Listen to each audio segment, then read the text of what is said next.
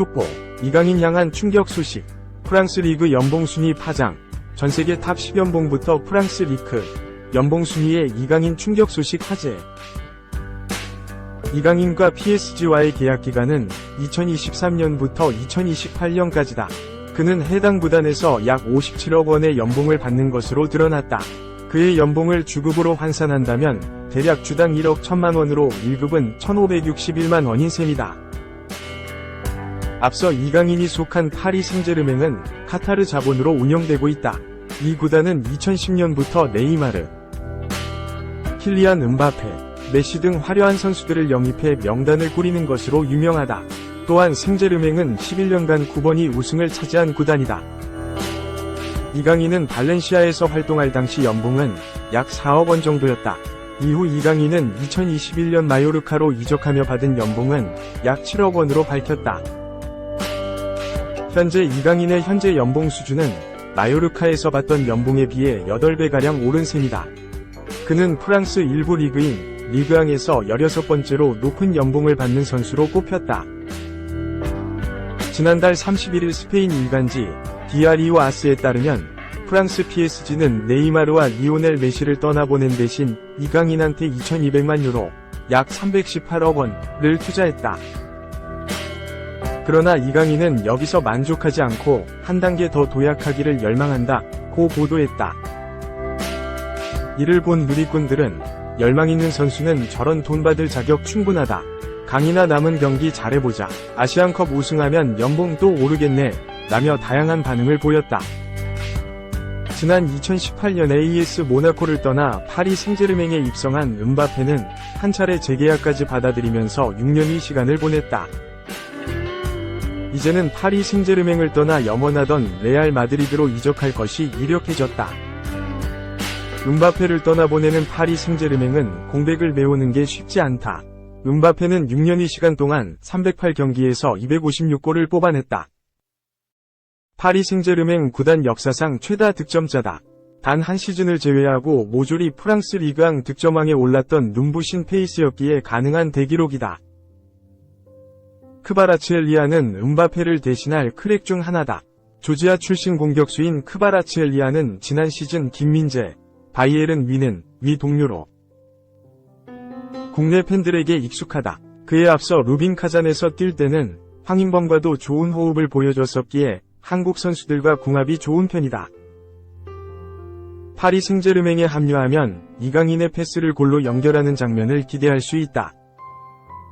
2022년 나폴리에 입단하면서 에이스로 발돋움한 크바라츠엘리아는 지난 시즌 이탈리아 세리에 A에서 12골 13도움을 올려 시즌 최우수 선수 MVP에 뽑히기도 했다.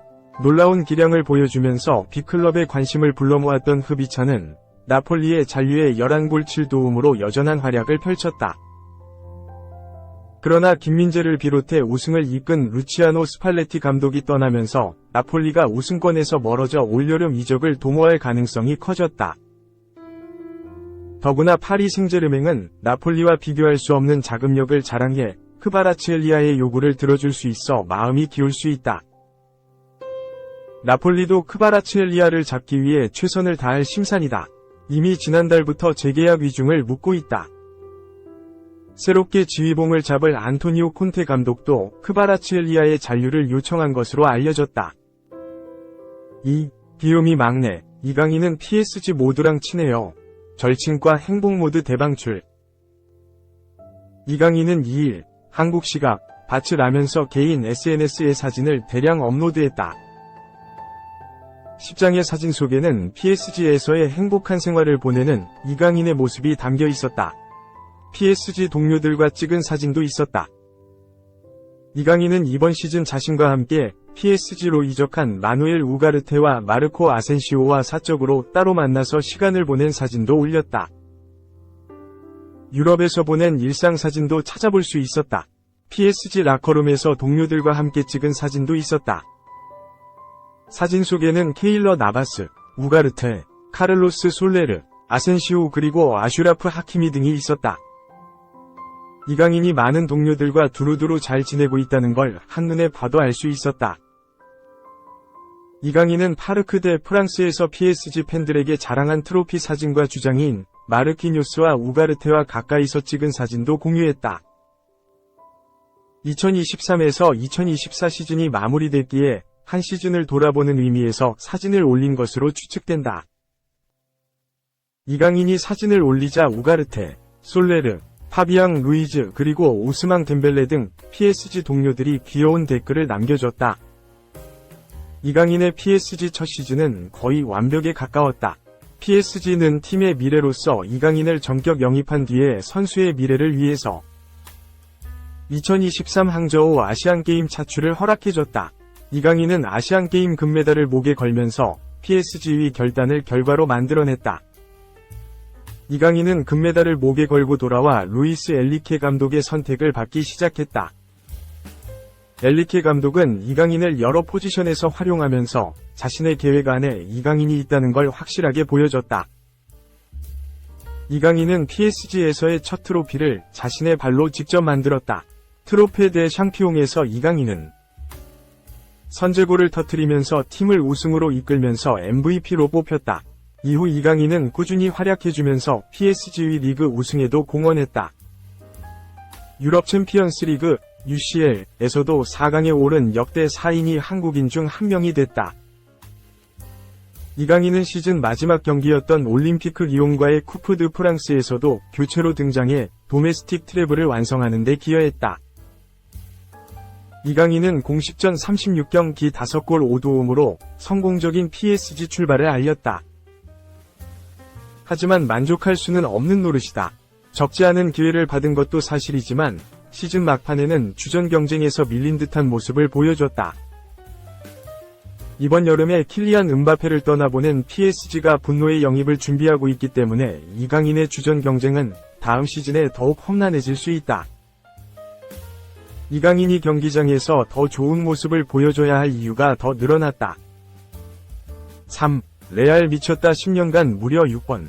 통산 15번째 UCL 우승. 카르바알 오른쪽 화살표 비니시우스 연속골. 도르트문트의 2에서 0 완승. 스페인 레알 마드리드가 또 한 번 별들의 무대 주인공으로 올라섰다. 레알은 2일 오전 4시 한국 시간 영국 런던의 웸블리 스타디움에서 열린 2023-2024 유럽 챔피언스 리그 보루시아 도르트문트 독일과 유럽 챔피언스 리그 UCL 결승 맞대결에서 2에서 0으로 승리했다. 이로써 이미 UCL 최다 우승 기록을 가지고 있는 레알은 역대 15번째 트로피를 들어올렸다. 또 2년 만에 UCL 우승을 차지했다. 여기에 2014년부터 올해까지 10년간 레알은 무려 6번이나 UCL 우승을 거머쥐었다. 이번에도 유럽 최고의 팀임을 다시 한번 입증했다. 올 시즌 레알은 나폴리, 이탈리아, 브라가, 포르투갈, 우니옹 베를린, 독일과 함께 묶인 조별리그에서 6전 전승, 승점 18을 거뒀다. 16강에서도 독일 강호 RB 라이프치히를 잡아낸 뒤 8강에선 디펜딩 챔피언 맨체스터 시티마저 꺾었다. 4강에서는 바이에른 뮌헨, 독일을 누르고 결승에 진출했다. 마지막 결승에선 도르트문트마저 제압했다. 도르트문트는 아틀레티코 마드리드, 스페인, 파리 생제르맹, PSG를 꺾는 등 모두의 예상을 깨고 결승 무대까지 올랐으나 거함 레알의 벽을 넘지는 못했다. 경기 전만 해도 레알의 전력이 우세하다는 평가를 받았다. 하지만 양팀 슈팅 숫자는 13대 13으로 똑같았다. 오히려 도르트문트가 상대를 벼랑 끝으로 내몰 만큼 막강한 공격력을 과시했다. 하지만 레알이 유효 슈팅에서 6대 4로 앞서며 정확도에서 우위를 점했다. 레알은 후반 29분 수비수 다니 카르바알이 선제골, 후반 38분에는 에이스 비니시우스 주니오르가 쐐기골을 뽑아냈다. 카를로 안첼로티 레알 감독은 4-3-1의 이 포메이션을 꺼내들었다. 호드리고, 비니시우스, 브라질 공격수, 투톱의 주드 벨링엄이 2선에서 이들을 지원했다. 페데리코 발베르데와 에두아르두 카마빙가, 토니 크루스가 중원을 조율했다. 포백은 다니 카르바알, 안토니오 리디거, 나초 페르난데스, 페를랑 맨디, 골문은 티보 쿠르투아가 지켰다. 에딘 테르지치의 도르트문트는 4에서 2-3에서 1로 맞섰다. 니클라스 퀼크루크가 최전방 공격수로 나섰다. 카림 아데에미, 율리안 브란트, 제이든 산초가 이 선에서 공격을 지원했다. 전반 스코어는 0에서 0이었다. 팽팽한 점수와 달리 분위기는 도르트문트가 압도했다. 첫 번째 찬스부터 도르트문트가 잡았다. 전반 14분 브란트가 순간적으로 침투해 슈팅을 날렸지만 골대 옆으로 벗어났다. 전반 23분 필르루크의 슈팅은 골대를 맞고 나왔다. 필르루크는 공을 잡아 다시 크로스를 올렸지만 받아주는 선수가 없었다. 전반 28분 아데이미의 슈팅마저 골키퍼 선방에 걸려 아쉬움을 삼켰다. 레알은 전반 내내 상대의 파상 공세를 막아내느라 어려움을 겪었다. 골키퍼 쿠르투아의 선방이 계속 빛났다. 전반 41분 쿠르투아는 자비처의 결정적인 중거리 슈팅까지 막아냈다. 하지만 후반이 되자 분위기가 달라졌다. 레알이 반격에 나섰다. 후반 4분 크루스의 프리킥 슈팅이 골키퍼 선방에 막혔지만 이후 흐름이 바뀌었다. 레알이 공격을 이어나갔다. 후반 12분 카르바알의 발리 슈팅은 그레고어 코벨 도르트문트 골키퍼를 넘지 못했다. 쿠르투아 골키퍼 역시 후반 18분 필르루크의 헤더 슈팅을 막아내는 등 변함없이 레알 골문을 지켰다. 숨막히는 상황 속에서 레알이 선제골을 가져갔다. 주인공은 카르바알이었다. 후반 29분 카르바알은 코너킥 찬스에서 강력한 헤더 슈팅을 날려 골망을 흔들었다. 리드를 잡은 레알은 상대를 더욱 몰아붙였다. 후반 31분 벨링엄, 후반 35분에는 카마빈가가 결정적인 슈팅을 날렸으나 골로 연결되지 않았다. 레알은 비니시우스가 후반 38분 쐐기골까지 뽑아냈다.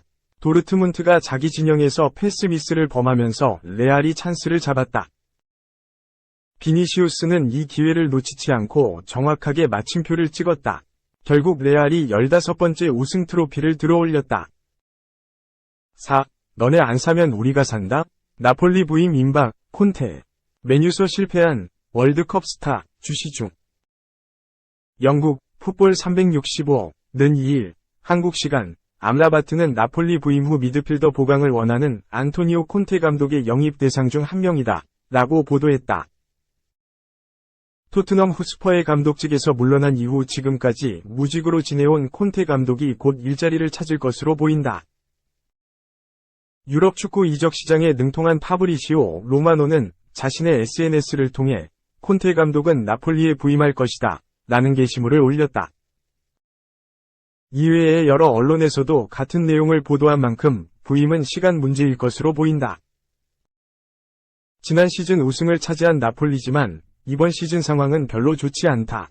김민재와 루치아노 스팔레티 감독이 떠난 후 팀은 붕괴됐고 순위는 10위까지 떨어졌다. 현재 팀의 핵심인 빅터 오시멘과 흐비차 크바라흐첼리아는 이적설이 돌고 있다.